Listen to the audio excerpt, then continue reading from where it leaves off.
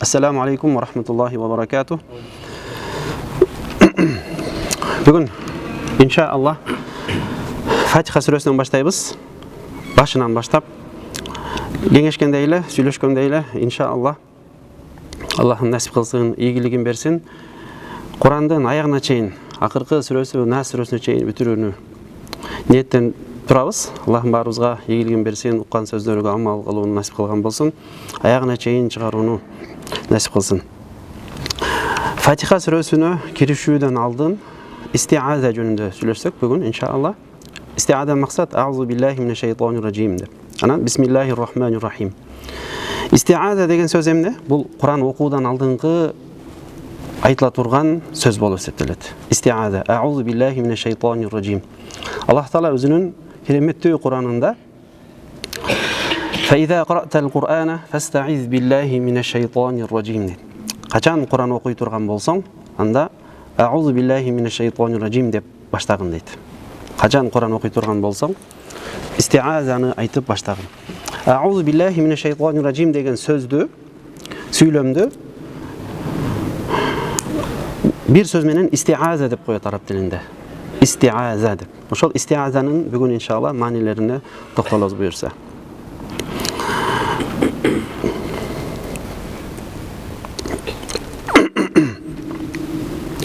Куран окуудан алдын истиазаны айтыш өкүмү мустахаб амалдардан. Өкүмү мустахаб. Ошондой эле Имам Табари өзүнүн тафсиринде, Имам Табари жөнүндө айтып өткөнбүз, эң биринчи тафсирдин Куранды башынан аягына чейин толуктап, топтоп жазган биринчи тафсирлерден болуп эсептелет. Абу Джафар Имам Табаридин тафсири. Ибн Жарир өзүнүн китебинде Пайгамбарыбыз саллаллаху алейхи ва салламга Аллах Тааланын кайрылгандыгын айтат. Ва иза кунта я Мухаммад qaриан ал-Кур'ан, эгерде сен Куран окуй турган болсоң, Куранды окууну баштасаң, анда фастаиз биллахи минеш шайтанир раджим деп баштагын деп. Аузу биллахи минеш шайтанир раджим деп баштагын дейт. Эмне үчүн? Анткени шайтан адамга дайым жүрөгүнө васваса кылат. Васваса кылып баштайт. Адам Куран окуудан алдын Курандан пайдалуусун, Курандын ичиндеги маанилерин, маңыздарын түшүнүп, ичиндеги ошол жашоосуна пайда берүүсүнүн тозуу үчүн Куран окуудан тозуп баштайт. Мына ошол себептен биз аузу биллахи минеш шайтанир раджим деп истиазаны айткын дейт. فإذا قرأت القرآن فاستعذ بالله من الشيطان الرجيم. Бул Нахл сүрөсүнүн 98-99 аяттары. Эгерде сен истиазаны айтсаң, аузу биллахи минеш шайтанир раджим деп баштай турган болсоң, иннаху лейса лаху султанун алаллазина аману ва ала раббихим ятаваккалун. Чындыгында шайтан ыйман келтиргендерге жана жараткан Роббисине таваккел кылгандарга үстөмдүк бийлик өкүмүн жүргүзө албайт дейт.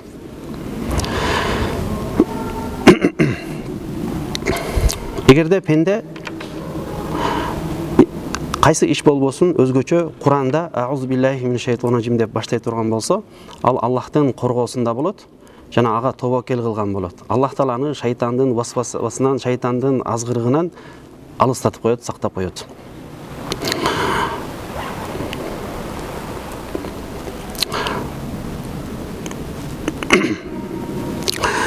Демек, аузу биллахи минеш шайтанир раджим дегендин маанисине келдик. Мааниси эмне? Эң биринчи аузу деген сөздөн баштасак, аузу араб тилинде аузу деген сөздү кайра арабчаны арабчага которгон сөздүктөрдө, же болбосо уламалар түшүндүргөн тафсирлерде астажиру деген маани беришет. Же болбосо ва алтажиу. Астажиру деген сөз Аллахтан бир коргоо тилөө, амандык тилөө, тынчтык тилөө. Ва алтажиу башпааник суроо болот. Адам караңгыда кала турган болсо, суук болуп, жан, чапкын, борон, чаккын болсо, жолдо келаткан болсо, талаада келаткан болсо, ошондой түндө коркунучтардан сактануу үчүн эмнеге барган аракет кылат? Бир үйгө болсун, кайсы бир жерде жарык көргөн болсо барып тыкылдатып, ошактан кирип турганга уруксат сурап, балким ар кандай апат, кыркынчылыктардан коргонуу үчүн ошол үйгө киргенге аракет кылат. Биз аузу деп баштар замат биз эмнеден коргонуп атабыз? Шайтандын жамандыгынан, шайтандын шарынан, васвасасынан коргонуп баштайбыз. Ким менен коргонуп атабыз? Бил ма'будил хак субханаху ва таала, чыныгы ибадатка татыктуу болгон зат менен. Эмнеден? Мин кулли жанин мутамарридин. Мин кулли жанин мутамаррид. Мутамаррид деген сөз анын кыймыл аракети, жүрүм-туруму, ою эч бир нерсеге окшош болгонго айтылат. Мин кулли жанин, бардык жин шайтандардан, матрудин, куулган, ан кулли хайрин, бардык жамандык, бардык жакшылыктардан, бардык берекеден, бардык райымдан куулган, кур калган козголоңчу жин шайтандын бардыгынан жаратууга татыктуу болгон, ибадатка татыктуу болгон чыныгы зат менен коргонуп баштайбыз. Бул жалпылай мааниси. Шайтан деген сөздүн маанисине келип токтолсок, биринчи. Шайтан деген сөз кайсыл сөздөн келип чыккан? Шайтан деген сөздүн мааниси эмне? Шайтан деген сөздүн мааниси эмне? Шайтан араб тилинде куллу мутамарридин минал джинни вал инси вад даваб. Мейли инсан болсун, мейли жиндер болсун, мейли башка жануар, башка нерселер болсун, ошондой чектен чыгып кеткен нерселердин бардыгына айтылат. Караңыздар, мейли инсан болсун, адам болсун, мейли жиндер болсун, мейли башка жануар болсун, чектен чыгып кеткенде ошого шайтан деп айтылат. Бул жөнүндө Аллах Таала Ан'ам сүрөсүнүн 112-аятында "Ва казалика жа'ална ликулли набийин адуwan шаятинал инси вал джин". Аятка көңүл бурабыз. Аллах Таала ар бир пайгамбар үчүн жиндерден дагы шайтандарды, адамдардан дагы шайтандарды кас душман кылып койдук дейт. Караңыздар, инсандардын дагы шайтандары бар, адамдардын да шайтан, адамдардын шайтаны бар, жиндердин дагы шайтаны бар. Мутамаррид, шайтан деген эмне деген сөз эле? Мутамаррид. Өзүнүн адеп аклагы, жүрүм туруму, кыймыл аракети өзүнө окшогондордон башкача, такыр өзгөчө болгон нерсеге айтылат. Ажынган нерсеге, чектен чыгып кеткен. Адам заты өзүнүн адам болбостон чектен чыгып кеткен, аны шайтан деп эле коет. Жиндердин дагы чектен чыгып кеткендери, имансыз болуп кеткендерин шайтан деп айтат. Дагы бир мааниси бар шайтан деген сөздүн, шатона деген сөздөн алынган дейт. Шатона. Шатона. Бул этиши, өткөн чак этиши, шатона. Шатона деген сөз бауда, алыс болду деген сөз. Эмнеден алыс болду десе, биринчи мааниси адамдын табиятынан алыс болгон деген айтылат. Адамга окшош эмес, адамдай эмес деген. Адамдын табиятынан алыс. Экинчи мааниси ва баидун бифисқихи ан кулли хайр. Бардык жакшылыктардан өзүнүн табиятын бузукулугу менен алыс. Бардык жакшылыктардан алыс деген маани. Адамдардын табиятынан да алыс, ошондой эле жакшылыктардын бардыгынан алыс деген маани. Дагы бир мааниси бар. Шайтан деген сөздүн кайсыл сөздөн чыккандыгы жөнүндө. Биз урматтуу жамаат, иншаллах, Куранды баштаганда, Куранда Аллах Таала эмне деп айткан жана ошону кантип айткан деген негиз менен өтөбүз.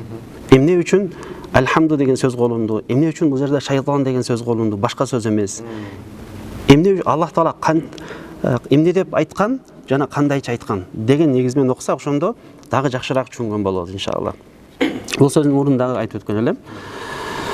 Демек, шайтан деген сөздүн бир мааниси бауда, алыс болду деген. Аллахтын рахматынан, Аллахтын райымынан алыс болгонго шайтан деп айтылат.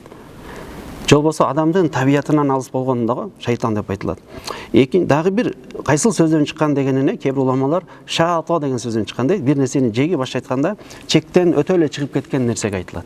Шайтандын сыфаты, мүнөзү, жүрүм туруму четтен чыгып кеткен. Анткени ал эмнеден жаралган? Оттон жаралган дейт. Биз мына ошондой эч бир жакшылыгы жок, бүтүндөй ырайымдан, бүтүндөй жакшылыктардан, мээримден алыс калган, куулган шайтандын жамандыгынан Аллах Тааладан коргоо сурап, баш баанек тилеп, жалбарып, ушул Куран окууну баштайбыз. Аллах деген сөзгө лафзул жалала дейбиз. Бул сөздү лафзул жалала деген сөз менен кетели. Негизинде Аллах деген сөз десек, бул адепсиздик болуп калат. Андыктан лафзул жалала, улуу сөз деп колдонобуз иншаллах. Лафзул жалала, улуу сөз. Себеби, урматтуу жамаат, бул араб тил же болбосо тафсир илими бул терминдерден турат. Терминдерди кыргызчага бир сөз менен кээде которуп берүү мүмкүн болбой калат. Мына ошол себептен Курандын ичиндеги дагы кээ бир сөздөрдүн өзүн канчалаган сөз араб тилде арабчага которгон котормолор көп болуп чыккан, азыр дагы бар, бул дагы уланып келатат. Иншалла, лафзул жалаланы, бул улуу сөздү дагы кенен маанисине токтолобуз. Кээ бир маанилерин азыр айтып кетейин. Бул уламалардын ортосунда мындай кайчалаш пикир бар. Лафзул жалала, Аллах деген сөз кайсыл уңгусу каяктан чыккан деген. Мисалы азыр шайтан деген сөздүн каяктан чыккандыгын билдик. Туурабы? Кайсыл сөздөрдөн келип чыккандыгын билдик. Андан кийин эмне үчүн шайтан деп айтылат экендигин дагы билдик. Эми Аллах лафзул жалала кайсыл сөздөн келип чыккан деген уламалардын эки кайчалаш пикири бар. Буга иншалла Фатиха сүрөсүнүн өзүнө киргенде дагы кенен токтолобуз. Кыскача айтып кетейин. Алаха деген сөздөн келип чыккан дейт кээ бир уламалар. Кээ бир уламалар жок. Бул турган турпаты менен бул араб тил болуудан алдын бар болчу дейт. Эч бир сөздөн алынган эмес, Аллах деген лаф улуу сөз бул бар болчу дейт. Бир сөздөн келип уңгудан келип чыккан эмес дейт. Бирок ошол ла илаха иллаллах илах деген сөздөн, билебиз, ла илаха иллаллах. Илах деген сөздүн маанисине токтолуп койсок, эгерде ошол кээ бир уламалардын алаха деген сөздөн келип чыккан деген маанисине токтолсок, алаха деген сыйынылуучу зат дегенди билдирет. Сыйынылуучу зат. Мунун мааниси ибадатка татыктуу зат дегенди билдирет. Илах деген маани. Бир мааниси. Экинчи мааниси бар. Адамга кыйынчылык түшкөн кезде биринчи акылына келе турган нерсеге айтылат. Адамга кыйынчылык түшкөн кезде эң биринчи акылына келе турган нерсеге илах деп айтылат. Адам башына бир кыйынчылык келип калса, биринчи эмне кылат адам?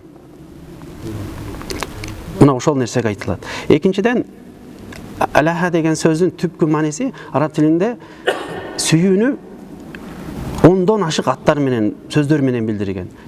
Мисалы, арстанды 400дөн ашык аттар менен билдирген дейт. Сөзгө өтө бай тил. 12 миллион сөзү бар. Ошонун сүйүүнүн даражалары бар. Ошол даражалардын ар бир даражага өзүнчө аттары берилген. Эң төмөнкү даражасы баарыбыз билген аль-хуб деген сөз. Эң төмөнкү даражасы. Ал эми эң жогорку даражасын ошол илах деген сөздөн келген. Алаха деген сөздөн. Адам ансыз тура албай калган бир адам, мисалы, бирөөнү жаш көрүп калса, анын бүтүндөй ою уктап атса, түшүндө тамак ичип атса, көчөдөн издеп, аны бирөө аны карап аткандай бүт ансыз жашай албай калган, ансыз өлүп кала турган нерсе, эң жогорку нерсеге айтылат. Бул ошол кичинекей маанилердин бирөөсү. Ошондой эле лафзул жалалада, улуу сөздө Аллах Тааланын биз билген 99 сыфат, ысым сыфаттары болсо, негизи андан дагы көп, биз билген дагы, билбеген дагы сыфаттардын бардыгын өзүнө камтып алган сөзгө айтылат.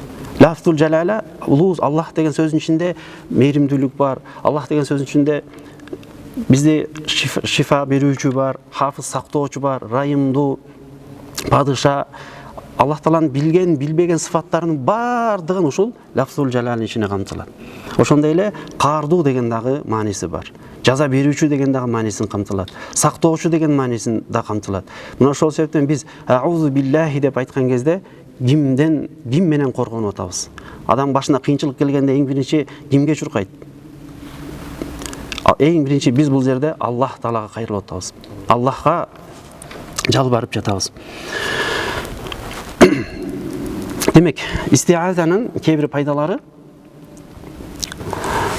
пендеге келе турган кыйынчылыктардын бардыгын тосо турган, кетире турган улуу затка кайрылуу, башбааник тилөө болуп эсептелет. Истиазанын мааниси эмне? Эмне үчүн биз шайтандын жамандыгынан, куулган шайтандын коргондук деп айта турган болсок, мындан максат эмне экен? Аллах Таала пенденин пендеге келаткан кыйынчылык, бале афаттардан коргоону тилөө болуп эсептелет экен. Өзгөчө шайтандын васвасасынан, шайтандын азгырыгынан.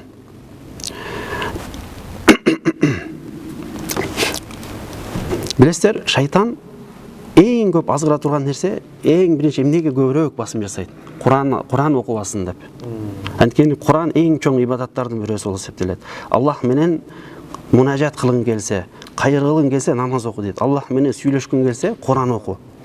Куран окуу менен биз жашообузду өзгөртө алабыз. Ахирет бул дүйнөдө, экинчи дүйнөдө туура жолду көрө алабыз, туура жолго жете алабыз, Алланы ыраазы жете алабыз. Мына ошондой нерседен, жакшылыктан тозо турган эң чоң шайтан бизге тоскоолдук кылат. Lamma kana sa'yu shaytan fi as-sadd an zalika ablagh. Шайтандын адамдын бактысына алып бара турган жолду тозууга канчалык аракет кыла турган болсо, ошол шайтандын азгырыгынан тоскон коргоочуга кайрылуубуз андан дагы катуураак болушу керек. Түшүнүктүбү? Шайтан бизге канчалык аракет кылса бизди азгырганы, биз Аллах Таалага кайрылуубуз андан дагы көбүрөөк, андан дагы катуураак болуш керек. Истиазада эмне бар? Истиазада эмне бар? Истиазада истиана мааниси бар. Аллах Тааладан жардам суроо. Ошондой эле Аллах Тааланын кудуретин тануу, моюнга алуу болуп эсептелет. Эмне үчүн? Биз алсыз пендебиз. Биздин алсыздыгыбызды моюнга алуу. Пенденин обуди, пенделик эң чоң даражасы билесиздер кайсыл? Эң чоң даражасы пенде өзүнүн Аллахтын астында алсыз экендигин билүүсү. Толук кандуу аңдап билүүсүн айтат. Демек биз истиазаны айтуу менен чындап биз алсыз экенибизди билдиребиз. Улуу затка кайрылганыбыз, улуу затка кайрылып андан башка нерселеп, андан коргоо, шайтандан, жамандыгынан коргоосун тилеп жатканыбызды билдирет. Эмне үчүн? Анткени шайтан билесиздер ички ачык айкын душман, шайтанга каршы туруу бул мүмкүн эмес. Мына ошондой шайтанга кимден коргон сурап атабыз? Аллах Тааладан коргон сурап атабыз. Себеби шайтан ла узаййинанна лахум фил ард ва ла угвияннахум ажмаин. Аллах Таалага мүмкүнчүлүк бергенден кийин шайтанга кыяматка чейин адамдарды дейт ла узаййинанна лахум фил ард. Жер бетинде аларга бүт нерсени кооз кылып көргөзөм ва ла угвияннахум ажмаин. Алардын бардыгын эч кимисин калтырбай азгырамын дейт. Ихластуулардан башкасын. Демек, ошондой шайтандын азгырыгынан, шайтандын жамандыгынан коргой турган, сактай турган, шайтандын шарынан алыста турган бир гана Аллах болот. Шайтан эч качан бизге жасалмалуулук жасабайт. Эч качан бизге бир жакшылык каалабайт. Ал инсанга караганда чыныгы хакыйкый душман болуп эсептелет. Аузу биллахи минаш шайтанир ражим. Шайтан деген сөздүн маанисин билдик. Ражим деген сөз эмне? Ражим деген сөздүн маанисине келе турган болсок, буюрса арабызда студенттер дагы бар экен. Ражим деген сөз фаил деген формулада келет араб тилинде. Иншалла кээде сарф морфология жагынан, грамматикалык жактан, ичиндеги араб тилиндеги балагый кызыл түлүүлүк же болбосо адабият түлүү, араб адабияттуулук жагынан дагы түшүндүрүп берүүгө аракет кылабыз. Себеби бул Куран араб тил болгондуктан ошолордун тили менен ошолордун уламалар коюп берген эрежелердин негизинде түшүндүрөбүз деп айтканбыз. Ражим деген сөз эмне? Ражим.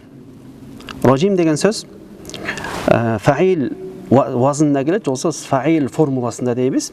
Мисалы, катиб деген сөздү фаил деп коет. Катиб деген сөз фаил, дариб, ошол бардыгы бир формулага түшүп кете берет. Араб тили билесиздерби? Акылды өстүрө турган тилдердин бирөөсү болуп эсептелет. Эгерде адам акылын өстүргүсү келсе, араб тили окуш керек. Анткени араб тилде бүт эрежелер, бүт бардыгы формулалар, башка айтканда математикалык тил десек болот. Бүт бардыгы формулаларга салынган. Укмуш өзгөчө уникалдуу тилдердин бирөөсү албетте. Бул фаил деген вазн кээде урмат жамаат мафуул маанисин билдирип калат. Ражим деген сөз мал'ун, каргышка калган деген сөз. Каргышка калган. Же болбосо маштуум, сөгүш жарыяланганга айтылат. Ва куллу маштуум би кавлин ради'ин ау саббин. Жаман сөздөр менен же сөгүү менен айтылганга не деп айтылат? Ошо ражим деп айтылат. Ражим деген сөздүн асыл сөзү, ражим кайсы сөздөн чыккан? Ар-ражим деген сөздөн келип чыккан. Ражмун деген. Ражмун. Кайсы сөздөн? Бул мааниси ыргытуу деген маани. Адам кээде бирөөнү сөзү менен ыргытат, сөзү менен соккурат, же болбосо феил, кыймыл аракети менен, таш менен соккурат. Ибрахим алейхиссаламга атасы эмне дейт? Ла иллам тантахи ла аржуманнака. Эгерде сен токтотпосоң, мен сени таш бараңга аламын дейт. Ла иллам тантахи ла аржуманнака.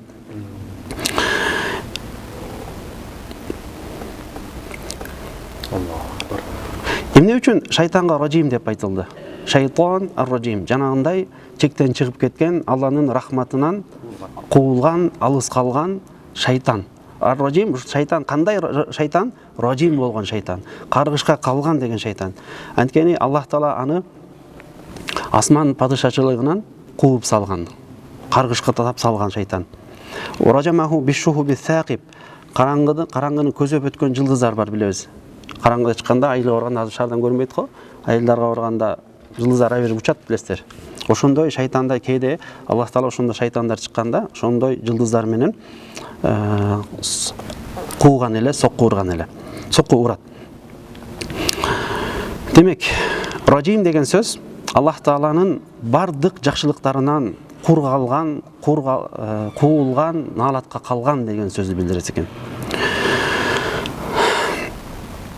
Шайтандарды ошондой асманды көзөп учкан жылдыздар менен согусу жөнүндө Мүлк сүрөсүндө «Валакад зайянна самаа-ад-дунья бимасабиха».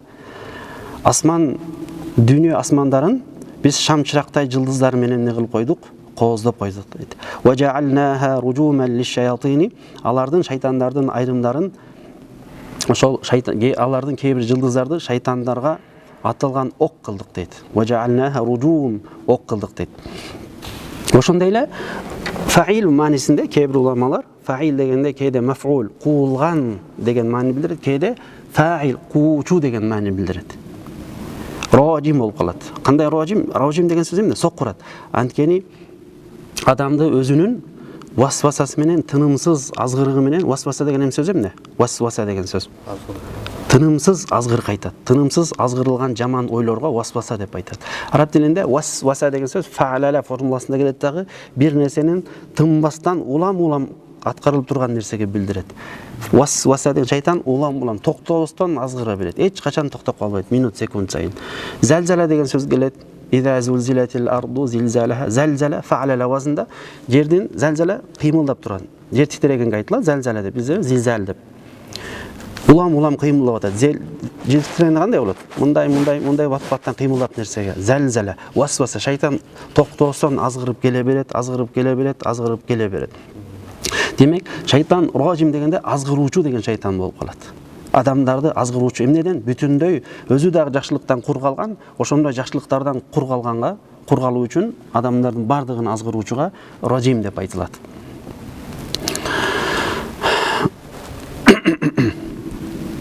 Адамга келе турган бүтүндөй жакшылыктардан келбөөсү үчүн колунан келишинче аракеттерди кылган нерседе эмне дейт экен? Ражим деп айтылат. Демек, урматтуу жамаат, шайтан истиазаны айтуунун эң биринчи пайдаларын бирөөсү, албетте пайдалары өтө көп. Истиазанын өзүн сүйлөй берген болсок, сабагыбыз бүтпөй калат, бир сааттык.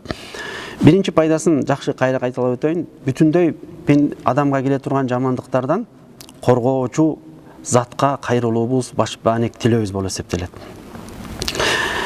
Экинчи пайдаларынын бирөөсү, билесиздер, адамбыз, жаңылабыз, жаңылбаган жак болбойт, бүдүрүлбөгөн туяк болбойт дегендей, кээде жаман сөздөр сүйлөйбүз, бирөөлөрдү сөгүп алабыз, пайдасыз болгон сөздөр сүйлөйбүз. Ошентип, оозубузду бүтүндөй күнөөлөргө толтуруп салабыз. Тилибизди бүтүндөй жамандыктарга толтуруп салабыз. Истиаза айтуу менен оозубузду тазалоо болуп эсептелет. Ошондой күнөөлөрдөн тазалоо болуп эсептелет. Оозубузга татибун лаху, оозубузга миск себүү, атыр себүү болуп эсептелет. Истиаза айтуу менен.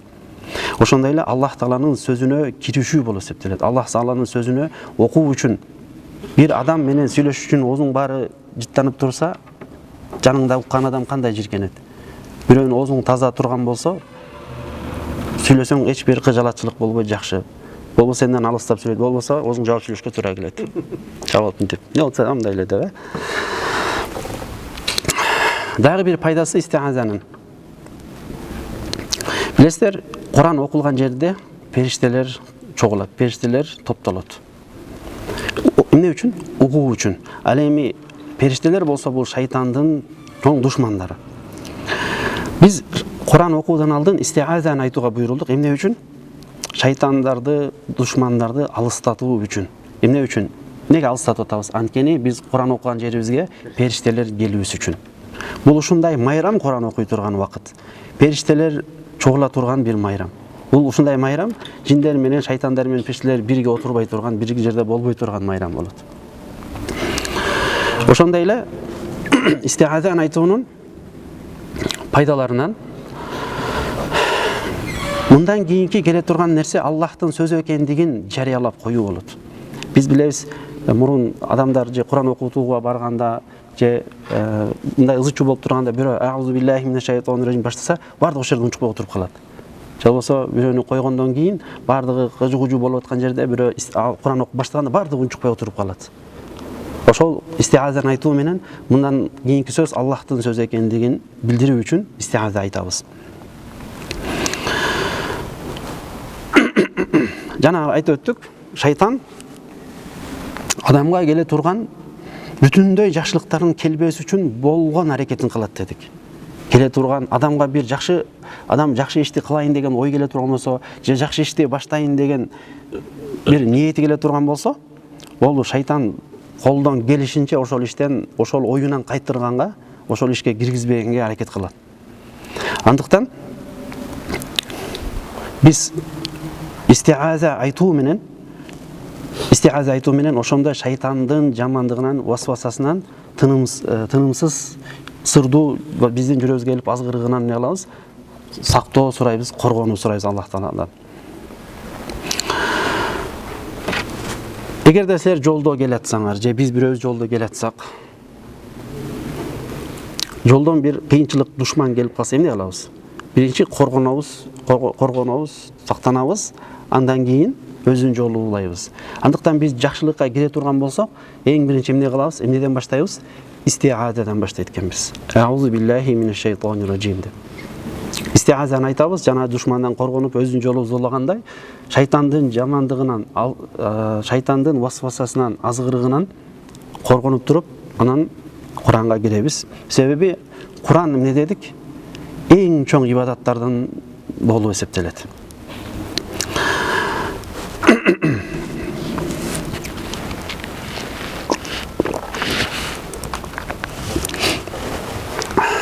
Tefsirul Besmele. Bismillah'nın tefsiri geldi gelme. İstiazanın negizinde ayta bersek ayaba söz көп эле. Бүгүн biz Besmele'ni anan inşallah Fatiha suresine biraz vaktimiz jetse girişүү kılabız. Bismillahirrahmanirrahim. Kur'an'ın başı ne kılıp başlagan? Bismillah bilen başlagan. Albatta bu Kur'an'dan ayatı ayat emespi birazdan keyin toktolabız.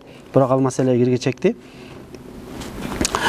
Bismillahirrahmanirrahim. Allah'tan rayımdуу жана мээримдүү Алланын аты менен деген сөз менен мааниси, кыскача мааниси менен болду.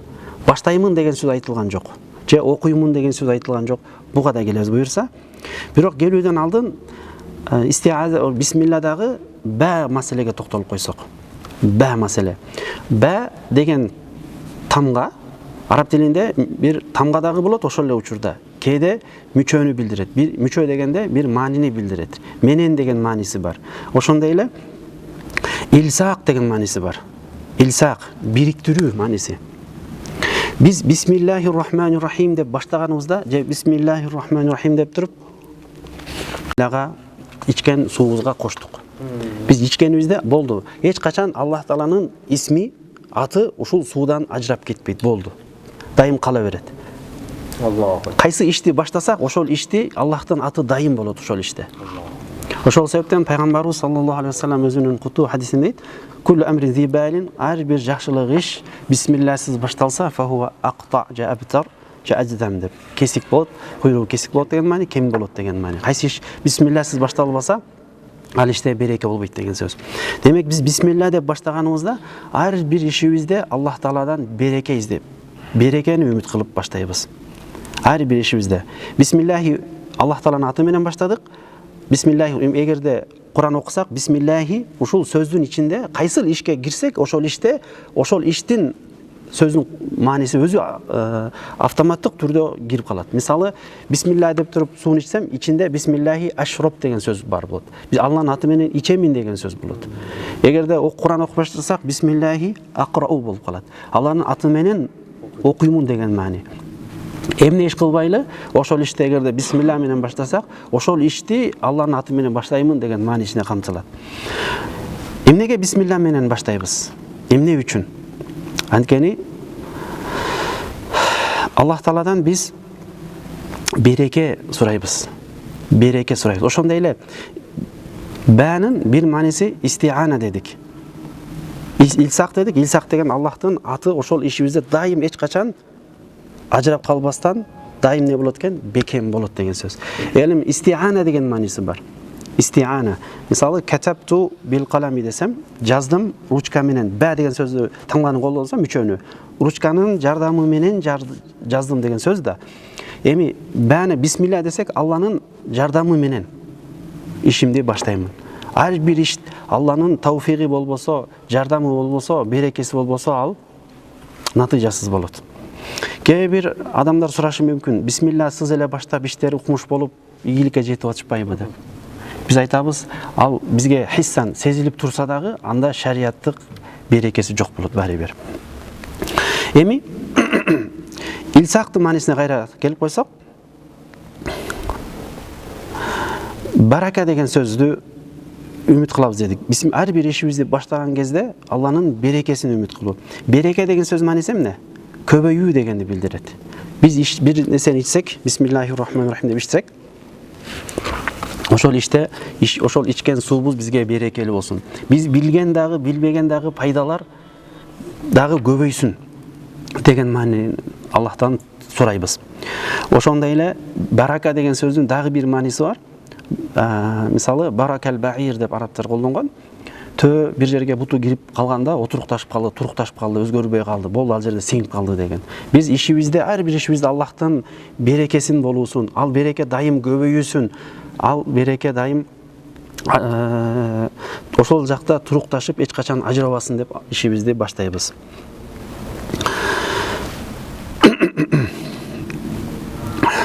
Исим деген сөздүн маанисине токтолсок, бәнин кээ бир маанилери. Бәнин дагы бир мааниси бар. Мисалы, мусахаба деген мааниси бар. Мусахаба деген ошол иште Аллахтын дайым атынын болуусу, шериктеш болуусу мааниси. Кандай иш кылбасын, кандай иш кылбайын, менин ишимде Аллахтын аты болсун деп баштоо мааниси бар. Бисмиллахнын.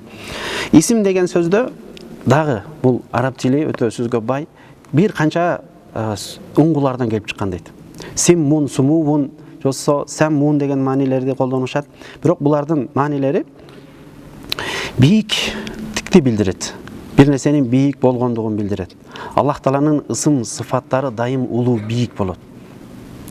Бирөөнү ысым деген бизде колдонобуз, ысымың ким деп, жосо атың ким деп. Жөнөкөй бир атын айткычакты адамдын өзүнүн аты менен чакырса, ал адамды бийик кылуу болуп эсептелет. Адамды бийик кылгысы келбегенде кличкалар менен, жобосо башка сөздөр менен шылдың ретинде башташат. Бирок атын айткан анын урмат кылуу даражасын коюу болуп эсептелет. Эгерде атын айта турган болсо. Бул жерде ошол исимдин мааниси Аллах Тааланын бүтүндөй көркөм ысым сыфаттары өтө улуу деген маани билдирет.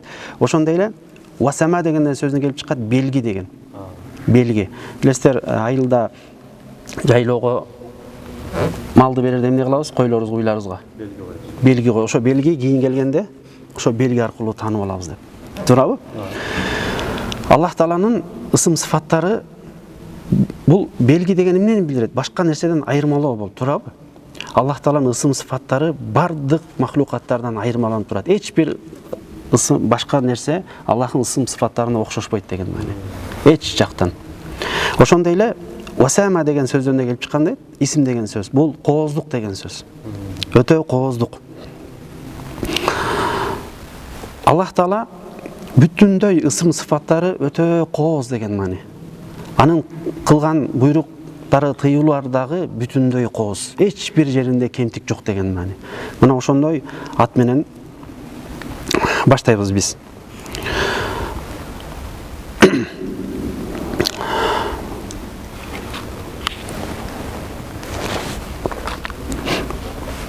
Бисмиллахир-рахманир-рахим. Бисмилла лафзул жаланын маанисине токтолбойбуз, иншаллах. Кийинки сабагыбызда кайра кенен токтолобуз. Бүгүн ар-рахман ар-рахимдин кыскача гана маанилерин токтолуп койсок. Себеби Алхамдулиллахи роббил аламин ар-рахманир-рахим деп экинчи Алхамдудан кийин келген жерде ошондо дагы бир аз токтолобуз буюрса. Рахман деген сөз эмне? Рахман деген сөз. Рахман деген сөз араб тилинде кайра кээ бир формула менен түшүндүрүүгө аракет кылам. Себеби арабызда студенттер дагы бар экен, жөнөкөй дагы адамдар бар. Эмнеге формула менен дебесин, кээ бир адамдар пайдалуу болуп калсын иншалла. Формула аркылуу түшүндүрсөм, балким дагы жакшыраак түшүнүктүү боло беле деген ой. Колдон келишинче жөнөкөйлөштүрүп түшүндүрүп беренге аракет кылам. Аллахым тилибизге жеңилдик берсин, ийгилик берсин.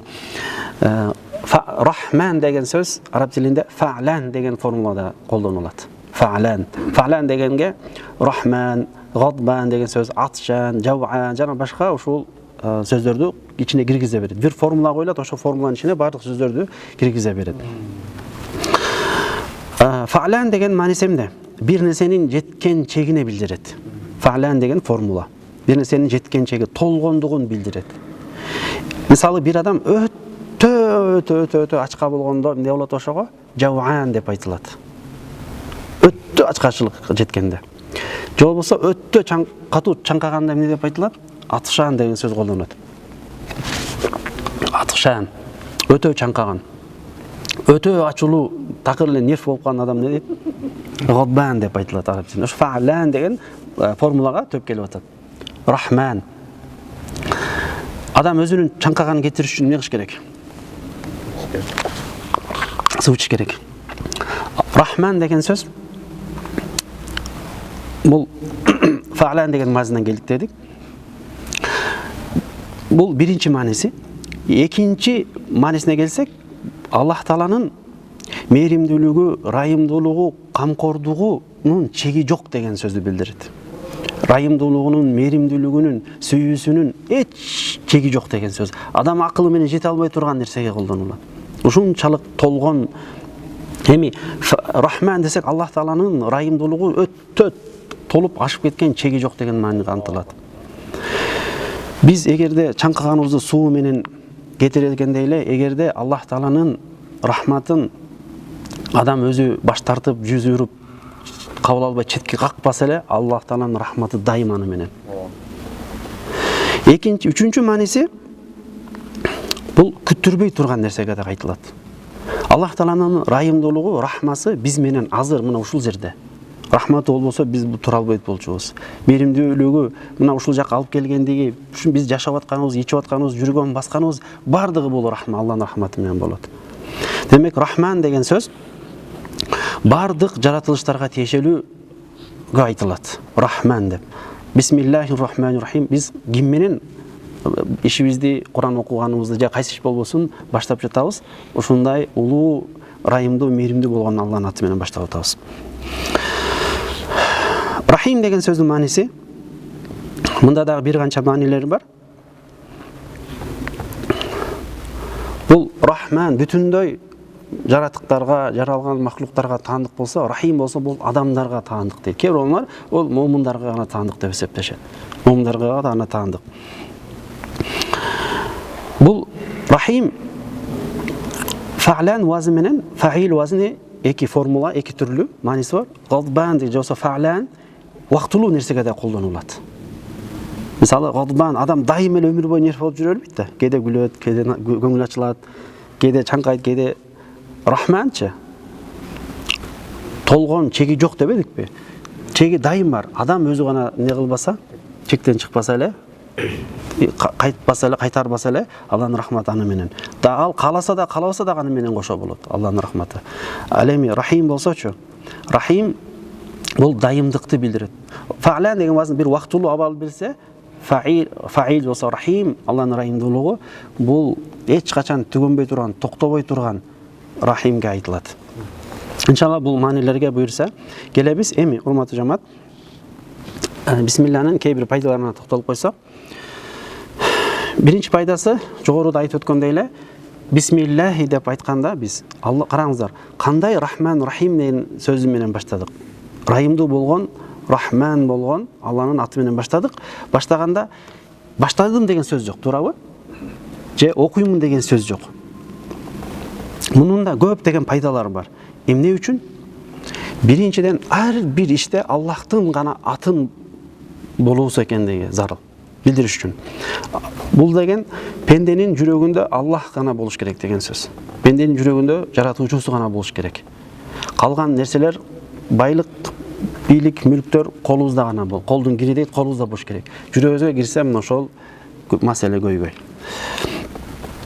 пенденин бисмилля деп баштаймын Алланын аты менен дебестен бисмилля деп дароо биринчи баштаганда эле Алланын аты башталуусу бул пенденин жүрөгүндө жалгыз гана Аллах болуусу ошон болгондой эле тилинде дагы дайыма Аллах болуусу экендигине ишарат болот. Экинчиден бул кайсы иш болбосун өзгөчө Куран окуганда бисмилля менен баштоо Аллах Тааланын аятына амал кылуу болот. Икра бисми роббикаллази халак. Сени жараткан Роббиңдин аты менен оку деди. Жараткан Роббиңдин аты менен оку. Биз демек кайсы иш Куран окуп баштаганда эмне менен баштайбыз? Бисмиллахир рахманир рахим деп Аллах Тааланын айткан сөзүнө амал кылуу болуп эсептелет. Ошондой эле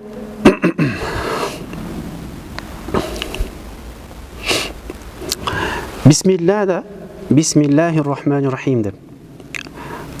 Бул кайра эле араб тилинин кээ бир грамматикасына токтолом. Бисмилланы айткан кезде араб тилде эгерде сүйлөнгөн болсо, мисалы акрау бисмиллахир рахманир рахим деп биринчи акрау деген сөздү да колдонсо болот, окуймун деп. Же болбосо ашрабу ичемин деген сөздү да колдонсо болот, башында бисмилладан алдын. Же бисмиллахир рахманир рахими ашрабу ичемин. Бисмиллахир рахманир рахим деген сөз сүйлөмдүн башында колдонсо да болот, араб тил грамматикалык жактан аягында да колдонсо болот. Бирок көпчүлүк уламалар аягында колдонуш керек дейт.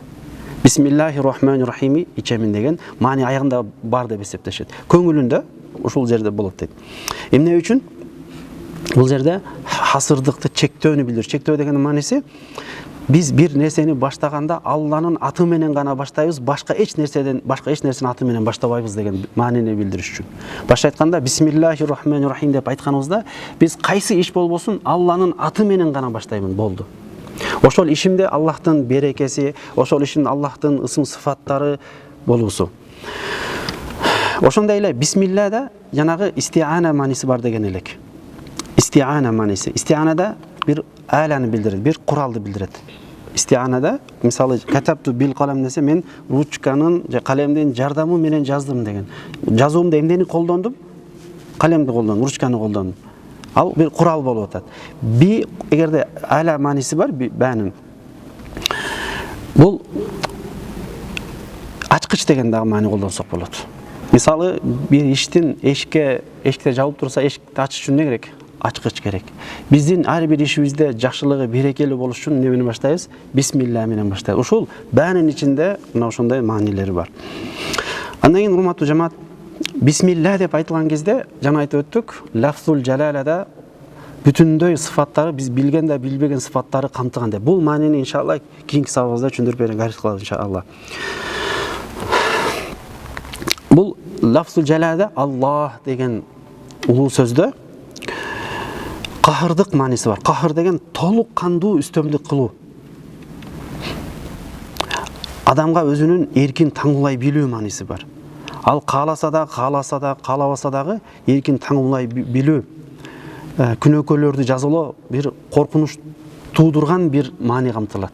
Бисмилла деп Аллах дегенде адам коркуп кетиши мүмкүн.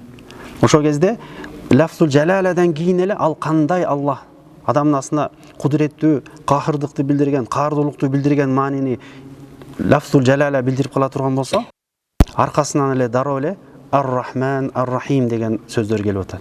Лафзул жалала Аллах ол кандай деп адамдын акылына келип, же жанагындай коркута турган, чочута турган сөз маани үстөмдүк кылып кала турган болсо, Аллахтын аркасынан дароо ал андай Аллах эмес, Ар-Рахим, Ар-Рахман, мээримдүү жана райымдуу деген эки жолу келүүсү. Эмне үчүн? Анткени Аллахтын каарына караганда, азабына караганда, анын рахматы үстөмдүк кылгандыгына билдириш үчүн.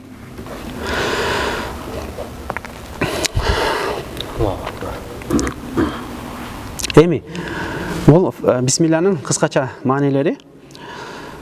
Бисмилланы аятпы, аят эмеспи деген маселе бар. Ошондо биздин Ханафи мазхабыбызда бисмилла аят болуп эсептелбейт. Биринчи аят өзү бизде Алхамдулиллахи роббил аламин болот. Бул Ханафи мазхабыбызда ошондой эле курроолордун көпчүлүгүндө, көпчүлүк фукахаларда дагы. Эми кээ бир муфассирлерден Ибн Табарир, жанагы Ибн Жарир ат-Табари, Ибн Араби, Ибн Атия, Куртуби жана башка алымдардагы бисмилланы көпчүлүк уламалар бисмилланы Курандын аят эмес деп эсептешет. Бирок бисмилла өзү Курандын ичиндеги бир сүйлөм катары келет. Намл сүрөсүндө иннаху мин Сулаймана ва иннаху бисмиллахир рахманир рахим. Бирок Курандын бир аяты Фатиханын аят эмес деп эсептешет. Кээ бир уламалар ооба аяты деп эсептешет. Бул дагы иншалла Фатиханын акыркы аятына келгенде токтолобуз. Эмнеге дегенде Фатиха сүрөсү канча аяттан турат? 7 аяттан турат. Эгерде бисмиллахир рахманир рахимди биз аят деп эсептебесек, анда алхамдун азыр мусхафты азыркы Курандарды карасаңыздар бисмилла аят деп жазылып тур, 1 деп койгон. Анда эгерде аят деп эсептебесек, анда 6 аят болуп калат. Куран биттифакил улама бардык уламалардын бир озон келишкен сөзүндө бисмилла Фатиха сүрөсү 7 аяттан турат. Себеби Хижр сүрөсүндө «Валакад атайнака саб'ан минал масани вал Кур'ан азим». Биз сага 7 көп кайталанган нерсени Фатиха сүрөсүн бердик, жана улуу Куранды бердик деген аят түшкөн. Бул аят болсо Меккеде чүрүлгөн 7 аят деп. 7 аятты бердик деп атат Аллах Таала. Бисмилла алып салса, бул аят эмес деген маани келип чыгат. Анда негизи 7 аяттан турат. Себеби «Сиротал лазина ан'амта алейхим» дегенде 6 аят бар. Гайрил мағдуби алейхим вала далин деген 7 аят. Бунун бардыгы бул аят эмеспи? Аят дегендерде аят дебесе дагы эч бир маанисин өзгөртпөйт. Ушуга токтолуп баса белгилеп коелу. Эч бир маанисин өзгөртпөйт. Бул аят эмес экендигинде Пайгамбарыбыз саллаллаху алейхи вассалам Куранды окуганда токтогондо ошол токтогонго жараша, токтоп улатканга жараша ихтилаф болгон да, кайчылаш пикир болгон. Анан бул аят эмес экендигине эң биринчи уламалар далил катары хадис кудисини далил алып келишет. Хадис кудси хадисте Аллах Таала Абу Хурайрадан риваят кылынган. Кала Аллаху Таала, бул хадис кудси, бул хадис кудисиден максатын айтып өтөйүн. Куран, хадис, анан хадис кудси деген 3 термин бар бизде. Куранды сөзү дагы, мааниси дагы Алладан болуп эсептелет. Ал эми хадис болсо сөзү дагы, мааниси дагы пайгамбарыбыздан саллаллаху алейхи вассалам. Ал эми хадис кудси болсо, жалпы маанисин айтайын, сөзү пайгамбар саллаллаху алейхи вассаламдан, ал эми мааниси Алладан болуп эсептелет. Бул кыскача түшүндүрмөсү. Бул хадис кудсиде Аллах Таала айтат: "Кала Аллаху Таала, qasамту ссалата байни ва байна абди нисфайн." Намазды мен пендем менин ортомдо 2ге бөлдүм дейт.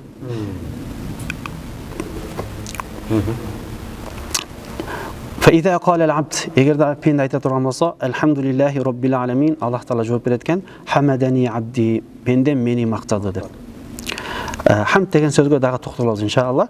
فإذا قال الرحمن الرحيم деп пенде айта турган болсо, караңыздар, бул кайсы учурда? Намазда болуп атат. Айта турган болсо, "Кала Аллаху асна алейя абди", пендем мени арулады деген деп Аллах Таала жооп берет экен.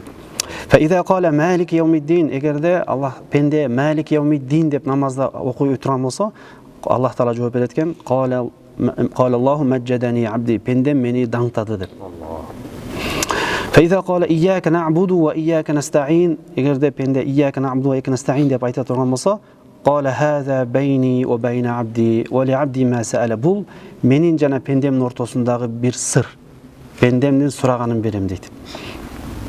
فإذا قال, эгерде пенде "اهدنا الصراط المستقيم صراط الذين أنعمت عليهم غير المغضوب عليهم ولا الضالين" деп айта турган болсо, قال Аллах Таалага жооп берет экен, "هذا لعبدي ولعبدي ما سأل", бул пендем үчүн пенде сураган нерсесин берем дейт. Аллаху акбар. Бул жерде хадис кудсиден неге далил алып келип атат? Биринчиде, эгерде бисмилла Фатиха сүрөсүнүн 1 аяты дегенде бисмилладан башталмак дейт. Бисмилла айтылган жок, демек алхамдудан башталды, демек алхамду 1 аяты деп эсептегендер. Эми урматтуу жамаат, бул жерден бул азыркы хадис кудси Фатиха сүрөсүнүн фазилеттеринин бирөөсү болуп эсептелет. Ошондой эле Аллах Таала менен сүйлөшкүн келсе, мына ошол Фатиха сүрөсүн намазда окуунун маанилүүлүгүн билдирет. Умар ибн Абдул Азиз, билесиз Умар ибн Абдул Азизди окуганда "Алхамдулиллахи роббил аламин ар-рахманир рахим" токтоп окуйт экен. токтоп окуйт, бөлүп. Сурашканда, сырын сурашканда, жараткан Роббимдин жообун угуп рахатка бөлөнүп жатам дейт экен. Жараткан Роббимдин жообун угуп рахатка бөлөнүп жатам деп. Биз ошол даражадабызбы? Я Рабб.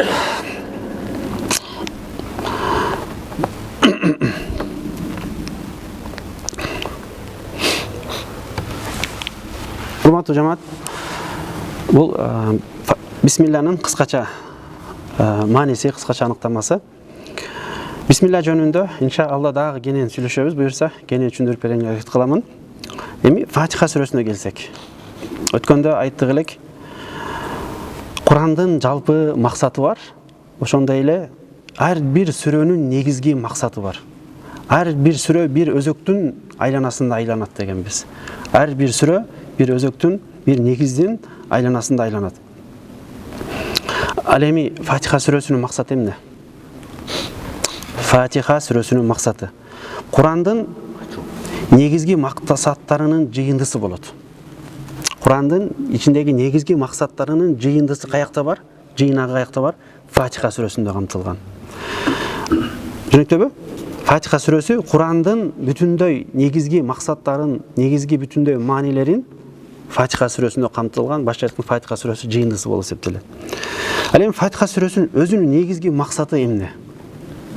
Негизги өзүнүн максаты бардык мактоого, сыйынууга, ибадат кылууга, Алланын жалгыз өзү гана экендигин түшүндүрүү болот.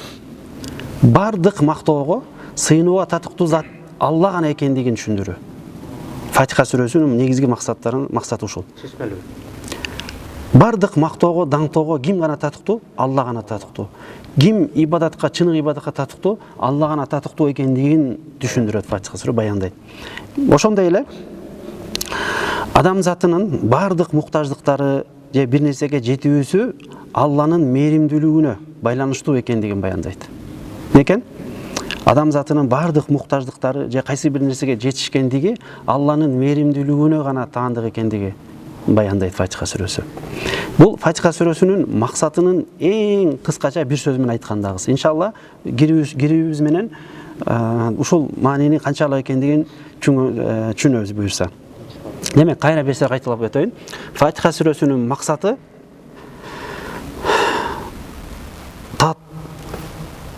мактоого татыктуу ким? Жалгыз гана Алла. Ибадатка татыктуу ким? Жалгыз гана Алла экендигин түшүндүрүү. Пенденин муктаждыгы, пенденин бир нерсеге жетүүсү же бир ийгиликке жетүүсү Алланын ырайымына гана таандык экендигин түшүндүрүү, баяндоо болуп эсептелет, байланыштуу экендиги. Фатиха сүрөсү негизи 2 бөлүктөн турат. Ушул азыркы максаттан, азыркы Фатиха сүрөсүнүн максатынан түшүнсөк болот 2 бөлүктө тургандыгын. Биринчи бөлүгүн эмне жөнүндө сүйлөйт? Мактоо Аллага гана таандык экендигин, жана ошондой эле ибадат кылууга Алла гана таандык экендигин. Биринчи бөлүгүндө мактоого Аллах гана таандык экендигин, бул аяттарда токтолобуз, буюрса кайсы аяттар экендигин. Анан ибадат кылууга, сыйынууга, туура жолдо таап, туура жолдо жүрүүбүзгө Алладан гана сураш керек экенибизди билдирген экинчи бөлүгү болуп эсептелет бул.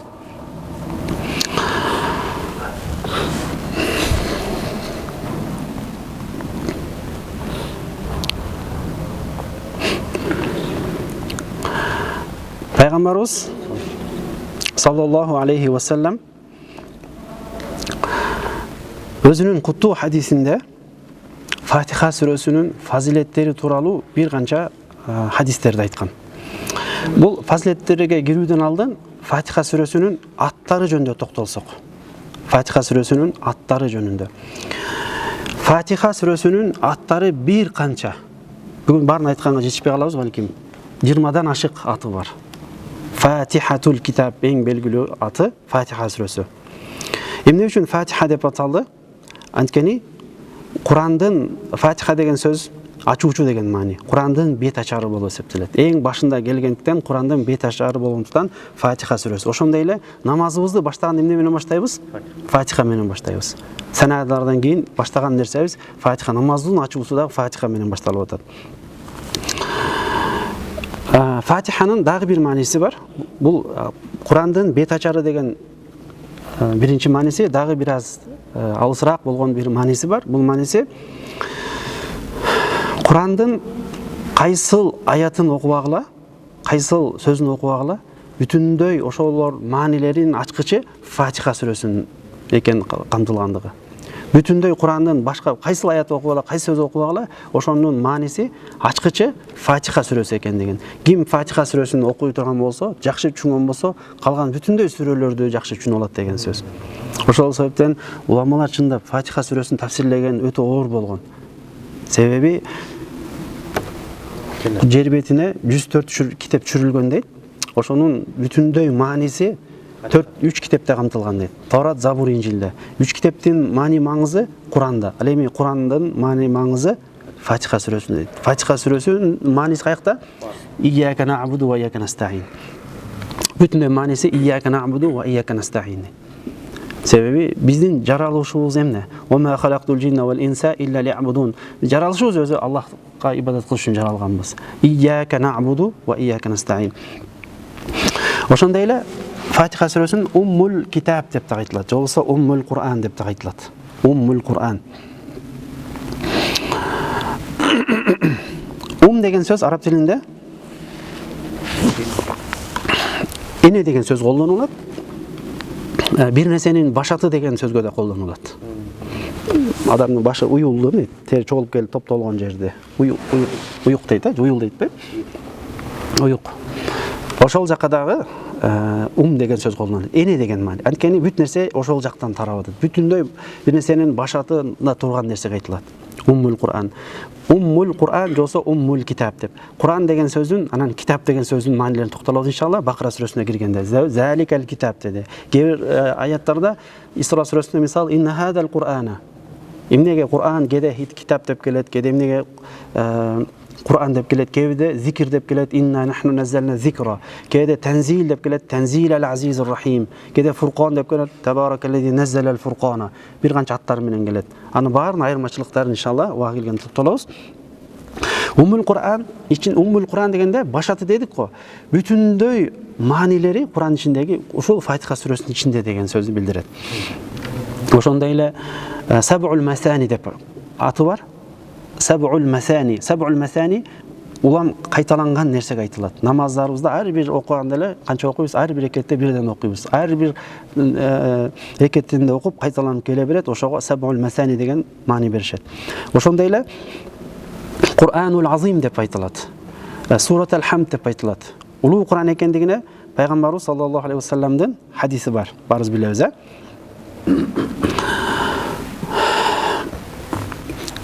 Ошондой эле асас деген дагы маани аты бар. Асас, негизи деген сөз. Ибн Аббастан риваят бар, эгерде иза'талалта уштакайта, эгерде ооруп кала турган болсоң, же кайсы бир нерсеге шикаят кыла турган болсоң, анда фа'алейка бил асас, анда Фатиха сүрөсүн окуу деп. Жашооңо береке элбет кылмаса анда Фатиха сүрөсүн оку деп.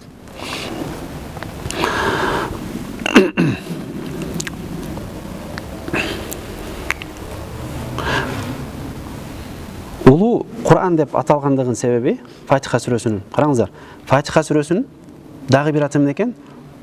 Кур'анул Азим деп аталат экен. Фатиха сүрөсүн Хамд деп аталат. Хамд деп аталганы алхамду менен башталгандыгы үчүн биринчи. Ал-Кур'анул Азим дегенде кайсыл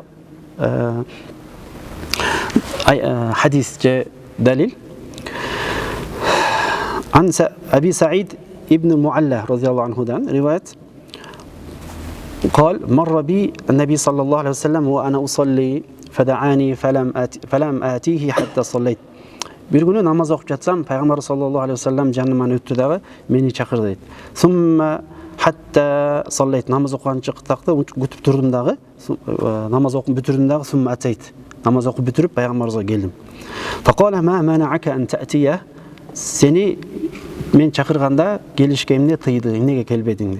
Faqultu kuntu usalli, men namaz okup jattım ele ya Rasulullah dep жооп берди.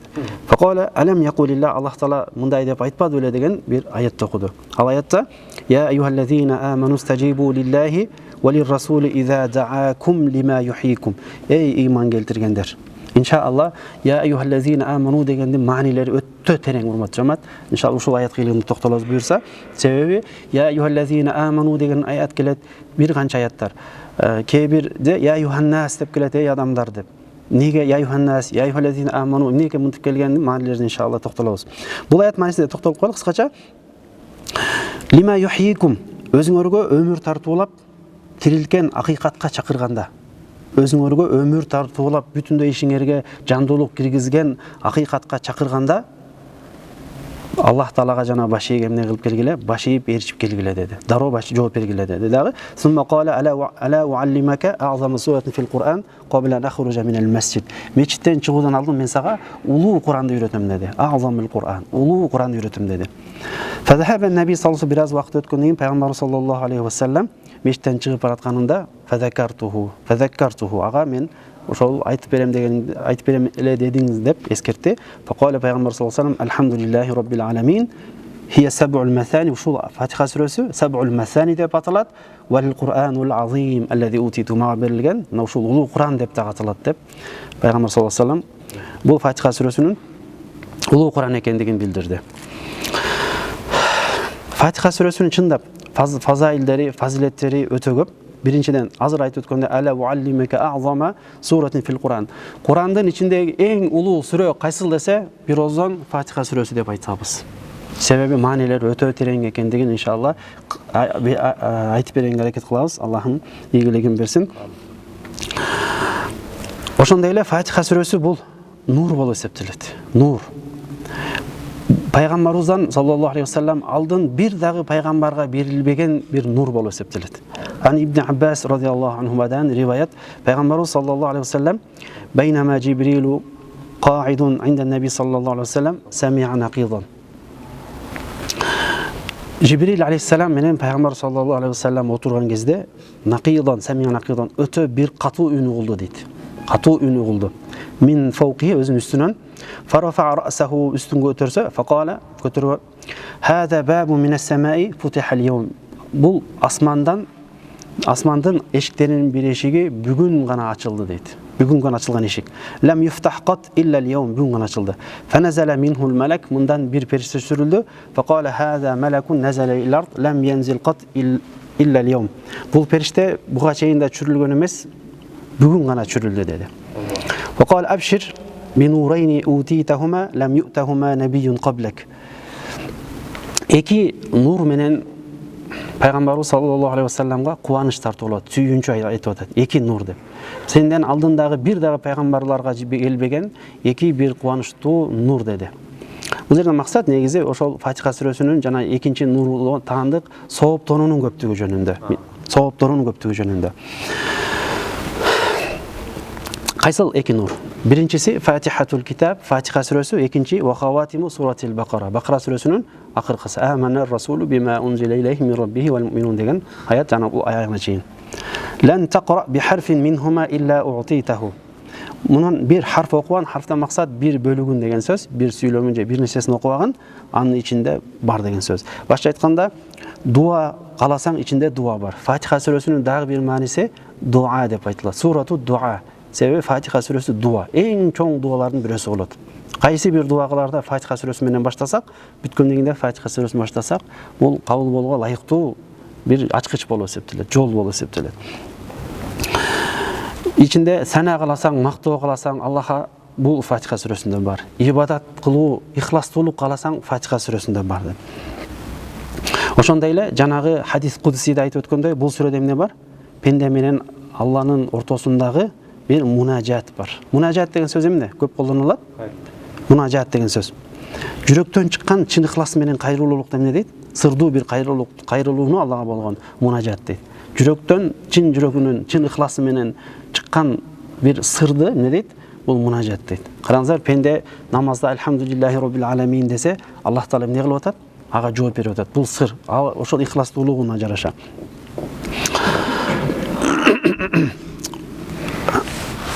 Фатиха сүрөсү Шафия деген аты бар. Шафия. Ошол Шафия деген аты менен жыйынтыктайбыз буюрса. Ан Аби Саид ал-Худри радиаллаху анхудан риваят. инталака нафару мин асхаби наби саллаллаху алейхи вассалам, пайгамбарыбыз саллаллаху алейхи вассалам кейбір сахабалары бир жака сапар алышат. Сапар алышат дагы араб бир айылдарынын бир жерге келип токтошот дагы, алардан ичип жегенге бир нерселерди сурашат. Фаабау ан юдайфухум. Алар ошол эли, ошол жактагы баш тартып коюшат, бербей коюшат. Анан фалудига сайyidu заликал хай. Ошол айылдын бир урунун башчысы жылан чагып алат. Фасау лаху бикулли шейин ла янфауху шей. Жанагы эл өзүнүн башчысын дарылаганга бүтүндөй нерселерди аракет кылышат, эч бир пайда бербей калат. Анан арасынан бирөөсү айтат: "Лау атайтум хаулай рахт." Жан тетеги рахт деген 9 кишинен ылдыйга айтылат. 9 киши араб тилинде жамаа деген сөзүнүн сөзү бар, коом деген өзүнүн сөзү бар, фиа деген сөзү бар, рахт деген сөзү бар. Көп топтукту билдирген көп деген сөздөр менен келе берет. Жанагы сүйүүдөн айтпадык, хуб деген, мавадда деген эмеси бар. Ошол сыяктуу жанагы топко айтат, бул оңго жак жетпеген бир адамдар болот. Ошого барып сурап көрчү, балким аларда жылан чагып алганга каршы бир дарысы бар же бир нерсеси бар деп жиберет. Аны жана келет да: "Я юхаррат инна сайидана лудига ва саина лаху бикулли шейин." Биз башчыбыз ошондой жылан чагып алып, бүт нерселерди аракет кылып көрдүк, дарыладык, бирок эч кандай бир пайда бербеди. Силерде дары дармек барбы деп келет. Анан ошолордун бирөөсү айтат, имам Ахмад муснадында, бул Абу Саид Худри өзү дейт: "Валлахи инни ла урхи, мен дем салалам" дейт да. Мен дем салалам. ولكن والله لقد استضفناكم فلم تضيفونا. Сіздерден бір тамақ аш сұрасақ, сіздер бізге бербей қойдыңар. Мен эми сіздерге ушул бербей қойғандар үчүн мен сіздерге мен дем салып берем, бирок ак алам дейт да. Бербей қойғандар үчүн дейт. Макул деп анан бир койдун бир бөлүгүнө келишет дагы, жанагы барат дагы Фатиха сүрөсүн окуйт. Алхамдулиллахи роббил аламин. Окугандан кийин, окуп дем салганда жанагы адам түзөлүп сырас. Жанагы факааннама нашита мин иқал дейт. Байланып, жипке байланып туруп, бүрүш байлап жипти чечкенде адам түзөлүп калат. Ошон түзөлүп эч бир оорубагандай дароо туруп кетти дейт да. Анан пайгамбар саллаллаху алейхи вассаламга келип ушул окуяны айтышат. Өздөр жесек болобу, жесек болбойбу деген маселе келип, карасаңыз сахабалар туура иш болсо да, туура эмес болсо да, эң биринчи пайгамбар саллаллаху алейхи вассаламга келип кеңешип туурабы тууралыгын билишкен. Анан пайгамбар саллаллаху алейхи вассалам серова эме деп айтат: "Сен каяктан билдиң ома юдрик анна рукия? Рукия экен деген, бир шифа экендигин каяктан билдиңде?" Саид Худри айтат: "Буга Аллах таала мага бир илхам салды" дейт да. Бул сахабалар аулия болушкан. Анан пайгамбар саллаллаху алейхи вассалам: "Када асаптум, ооба силердин кылганыңар туура болду, бөлүп андан калган болсо мага да бергиле" деп пайгамбар саллаллаху алейхи вассалам күлөт. Урмат жамаат, пайгамбар саллаллаху алейхи вассалам башка бир хадисинде Фатиха сүрөсүн айтат. Фатиха сүрөсү шифа мин кулли даин илля сам. Өлүмдөн башка бардык оорулардан шифа дейт. Өлүмдөн башка. Бирок маселе бүгүнкү күндө биз Фатиха сүрөсүн же болсо жалпы эле Кур'ан шифа экендигин билебиз. Бирок биздин якинибиз, ишенибиз ситрамончолук эмес да. Фатиха сүрөсүн караганда көбүрөөк ситрамонго ишенебиз. Фатиха сүрөсү себеп айыктырганга. Ситрамон эмне? Себеп. Эгерде ситрамон айыктырганда баш ооругандардын же жүрөк ооругандардын 10 берсең 5 айыкпай калышы мүмкүн, туурабы? Неге? Ал дары бул себеп болот. Бул дагы себеп, бул дагы себеп. Бирок маселе буну айтарым, бул маселеге иншалла токтолобуз. Бизде кандай деңгэл, дем салуу боюнча иншалла. Маселе дары колдонбош керек деген сөз эмес.